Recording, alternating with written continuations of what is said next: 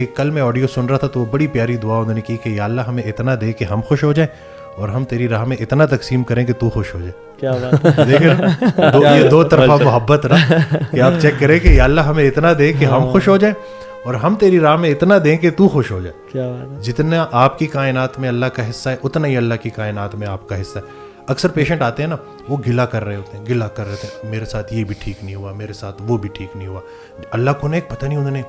تو میں ان سے یہ کہتا ہوں کہ وہ حضرت کا ایک فکرہ ہے کہ سر اٹھا کے اللہ سے کچھ مانگنے سے پہلے سر جھکا کے وہ ساری نعمتیں گن لو جو اللہ نے پہلے سے دی ہوئی ہیں. تو میں ان کو کہتا ہوں کہ یا رسول اللہ صلی اللہ علیہ وسلم کی امتی ہیں آپ, الحمدللہ. میں نے کہا توبہ کا دروازہ کھلا ہے اور ہر انسان سے اس کا اپنا پوچھا جائے گا. پھر میں یہ کہتا ہوں کہ موت کا وقت کسی کو پتہ نہیں ہے, یہ بھی اللہ کی بہت بڑی بلیسنگ ہے. نہیں تو اگر آج آپ کو بتا دیا جائے نا صحیح بات ہے تو اگلے جتنا بھی ہے, بلکہ وہ عمر سے ریلیٹڈ نا اکثر کہا کرتے تھے کہ ہم سے جب کوئی ہماری عمر پوچھتا ہے تو ہم وہ بتاتے ہیں جو گزار چکے ہیں. اصل میں عمر وہ ہے جو رہ گئی ہے. کتنی رہ گئی ہے کسی کو کوئی نہیں پتا. جتنی رہ گئی ہے جتنی رہ گئی ہے بس خیر سے گزرے.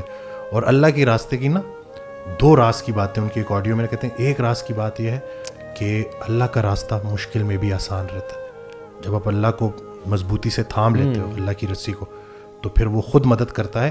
کچھ عرصے کی تکلیف ہوتی ہے لیکن وہ ساتھ رہتا ہے, سکون قلب رہتا ہے, تو وہ سفر آسان رہتا ہے. دوسرا راز کی بات ہے کہ اللہ کے راستے میں گلہ نہیں ہوتا.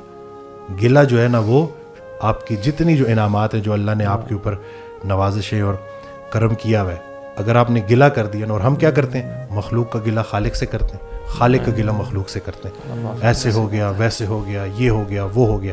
تو ذرا ہم اپنے کیونکہ زبان سے بڑی پکڑ ہونی ہے.